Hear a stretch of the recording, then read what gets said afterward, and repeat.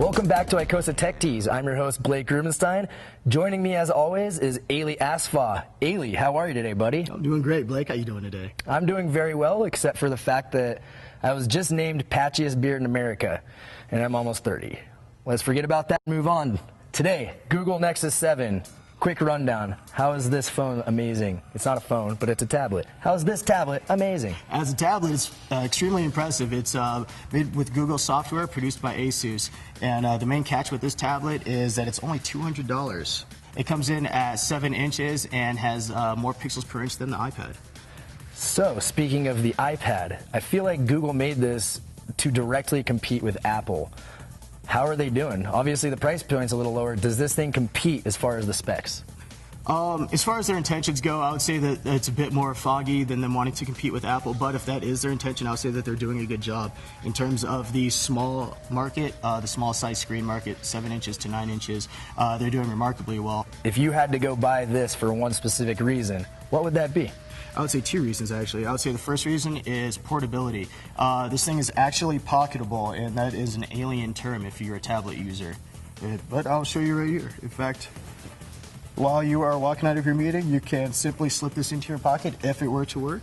And it usually does. We already tried this earlier, and it fits right into your pocket. I don't necessarily know about a suit pocket, but Nathan takes it into the bathroom in his back pocket every day for about an hour. Who knows what he's doing in there? So another key thing that I would think matters is battery life. How does it hold on the battery? Google claims that the battery lasts 8 hours. More testing has shown that it's closer to 7 hours with the brightness low running video. So I would say with the average user, you could expect about 7 hours of constant use. Speaking of running video, it seems like this is probably the ultimate machine to just kind of have on a road trip or airplane trip, whatever it is. It seems to be the perfect size. I had watched something earlier on Netflix, and it seemed like it was pretty crisp and not too laggy. Do you feel the same way, or is the screen like? I would absolutely agree. First of all, the screen packs almost 300 ppi, which is pixels per inch, which is extremely high. So you're going to have a high-def picture. Also, the Tegra 3 processor is able to crush most video that you're going to be able to stream.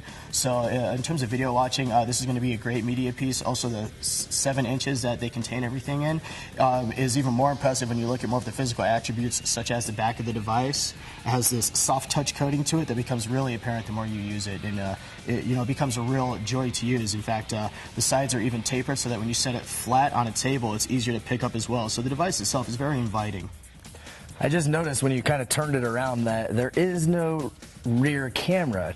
What kind of problems or issues, if any at all, do you think that poses? Well, that's really going to depend on the user.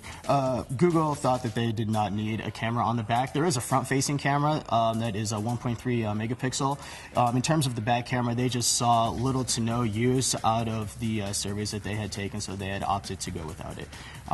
So it really depends on the user. You do still have one option in front.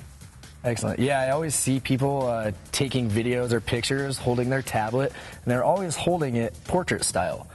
If I have one recommendation, if you're going to be taking videos on your tablet, whatever the tablet may be, you might want to hold it long ways. That's how videos are usually made. Just a quick little tip. Anyway, how many icosahedrons would you give this product out of 5? Due to the technology they pack into the device and the price point they sell it at, I have to give it 4 out of 5 icosahedrons. 4 out of 5, that's pretty solid. Is there any other specs or anything you'd like to add that they might like to know? Just that the device makes great use of Google's cloud through Google Drive and Google Calendar. They have a lot of software that you can utilize. So this does come in 8, 16, and 32 gigabyte models. If you use Google's cloud services, you probably won't need to use all of that storage. Excellent. Well, I think that about wraps it up. I'm Blake Rubenstein. I'm Asfaw. Thanks a lot for joining us on ICOSA Tech Tease. Join us next time.